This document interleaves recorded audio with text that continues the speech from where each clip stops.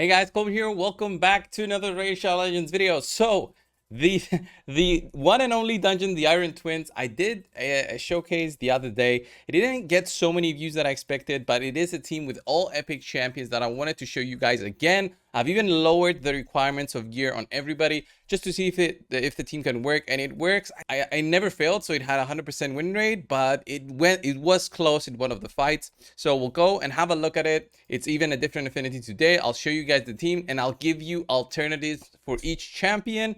And even if you don't have Geomancer, I'll give you other champions that you can use in there instead.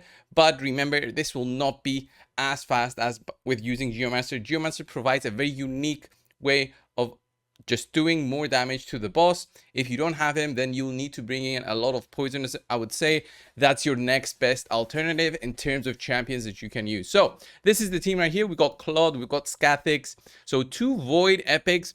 I would like to not use the Void Epics, but for this team, I am using them. I think that Godseeker is like an MVP in terms of both a buff extender, and we also have Scathix there for the block debuffs buff. He provides shields, and he also provides a speed down. So if you do need to land the speed down, if you want to be more careful with how the boss gets Terminator, since the boss gets Terminator through buffs, then you use Scathix.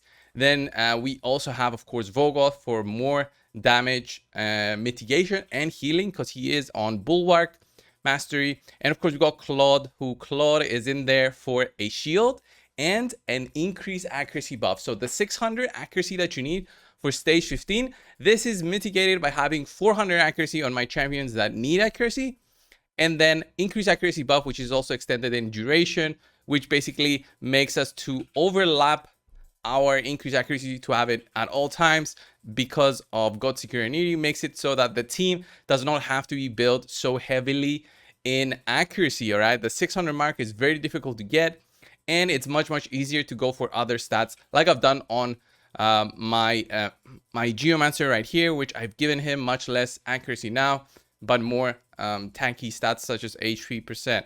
Let's go into the fight right now, and we'll see the team in action. This is, I wouldn't say it's a 100% team. The reason for that is also because of the affinities. If Geomancer is weak, he can land a weak hit on his HP burn. That's not going to be really helpful, but you see the whole synergy between them. There's a cleanse in there, there's a shield, block, debuffs buff, speed up buff. Everything goes so well together. I was thinking of switching the space, the spots where Vogoth is. You either put him, I would say, in the middle or in the last spot. So I would put him in the last spot only if I wanted Vogoth to heal the team after everybody first takes the damage. And I would put him at the second slot only if I want Vogoth to heal the team first, because they're already low, and then the team gets the damage dealt on them for whatever amount of damage that the boss does. So it's two ways of seeing it. It really depends on your setups that you want to be following. So the synergy is there, and how fast this run can go all depends on how many times the Geomancer HP burn procs and how much damage you see there on the top. But you have to be very careful in also with the gear that you take. I have an ally protection gear, the Guardian set on Godseeker. I think that's not the best. Maybe Stalwart sets are better for Godseeker, or Relentless. I don't think ally protect is the best, because I notice sometimes that she drops very low because she's protecting everybody else from the damage, and it's not something that you want to be doing, especially for her, since she's the only reviver in this team. If you want to use somebody else for a reviver, you can use a different epic, the Ugo. If you got Ugo and everybody dies, Ugo can revive everyone. He applies a block damage buff on himself, and that allows him to revive. But it also has to coincide with the fact that you haven't used your heal. So if it's all on auto, that might not happen. So the run's looking good. We're reaching the point where the boss might cleanse itself. All right, yeah, okay, we passed that point, I believe. The next point should be somewhere around here where my pointer is, so now we've got the speed down. That is solid, that's good, so we can rotate through our buffs without the boss getting crazy amounts of Terminator. Can slowly rotate through that. Block debuffs is very strong. I'm just waiting here for everybody to do their thing. Increased accuracy is needed. There's Godseeker doing her thing. Godseeker doesn't need accuracy. She doesn't need resistance for this build. But you see how resistance also helps. If you land at decreased accuracy and you have about 400 like I have on Claude, you see on how much less damage he's taking. So here is the big point where you get a lot of damage when the boss drops below 40% health. That's when you take a lot of damage because that's the growth effect that happens for his two skills. He both gets less damage dealt on him, but also does more damage through one of his skills. So we need a big shield here, I believe. Would love that shield. Maybe that protect us. And yeah, the boss hits himself and dies there at 3 minutes 13 seconds. That's the team, guys. It's an insanely well-built team, I think, in terms of synergy, and it's very doable if you've been summoning for epics and you've been playing the game for a while. So in terms of alternatives for just the champions, is anything with a block debuffs buff. Okay, it can either be a legendary or it can either be a rare if you're looking for rares that do that. So some good legendaries that you can use instead is, of course, Mithrala. If you do have Mithrala, that enables you to have more accuracy in your team. You get the big cleanse, the strengthen buff, and the shield from her, and also that's on a low cooldown of 3 turns. You can also apply a hex, increase defense, increase attack on your team. And there's the poisons as well that do damage. Mithrala is just insane for this. And of course, she's got very high resistance, so she doesn't get that debuff stuck on her. And that's in terms of legendary.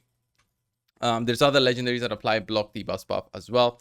But I see no point in going through the legendaries, the list of legendaries, since that is so broad compared to just the epics.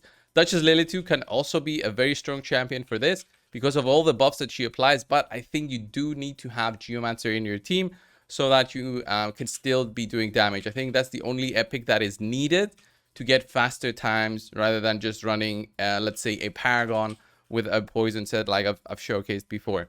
Other legendaries that are good, Underpriest Brogni, I showcased it in my legendary team showcase.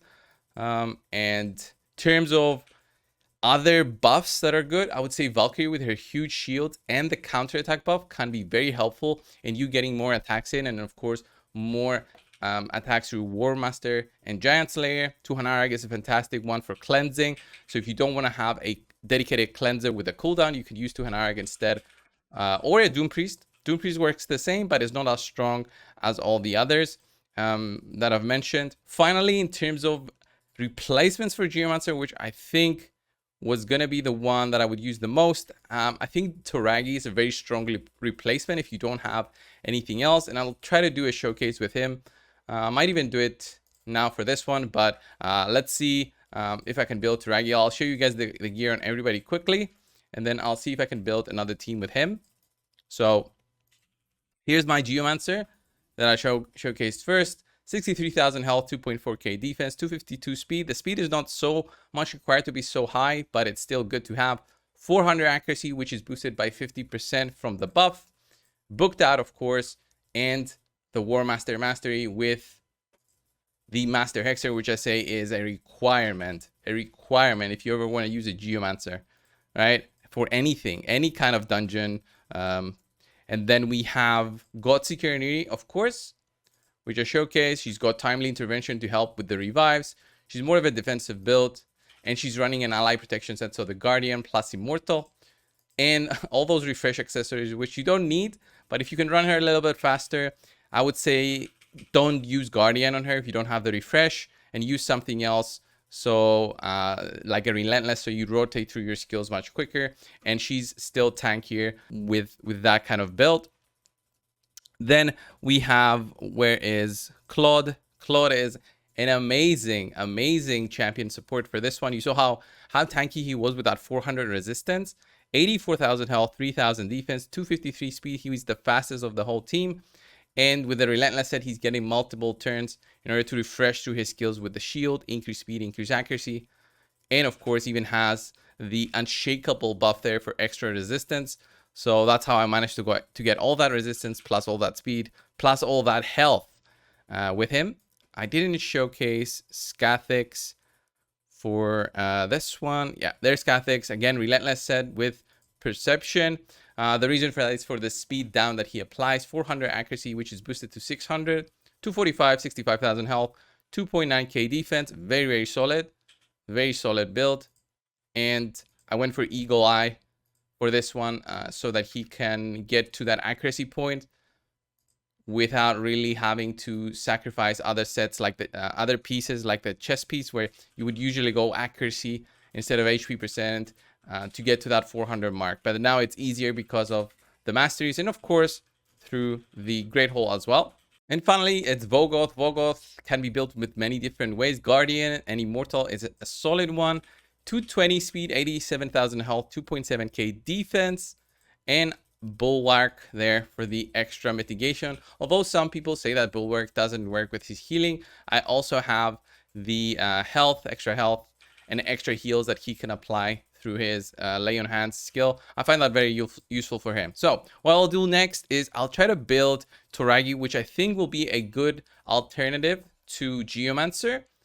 And that is because of Toragi Ally Protect that he has, Shield, and he also has a passive which applies poisons and a decreased attack. So decreased attack can help us survive a little bit longer. So we'll see how that goes. Well, guys, I did some testing with Toragi. I don't see the point of showing it, but I think the ally protection that he provides is just too much in terms of damage that he receives to be worth it, at least in the team that I was building with all epics. I will be testing it more to see if any alternatives to Geomancer exist for a faster team. So the idea is to also beat it fast and don't have it go for 6, 7, or even 8 minutes, because at that point you reach where you say, okay, I might as well use Paragon and not build 5 heroes specifically for this dungeon. Use Paragon, get it over with, and then look for other challenges within raid. So this was the video, guys. I hope you enjoyed it. I hope you can find a team out there to build and to beat the dungeon as quickly as possible, especially when you reach to difficulty 15. Let me know your comment down below what you think of alternatives are to the champions that are showcased,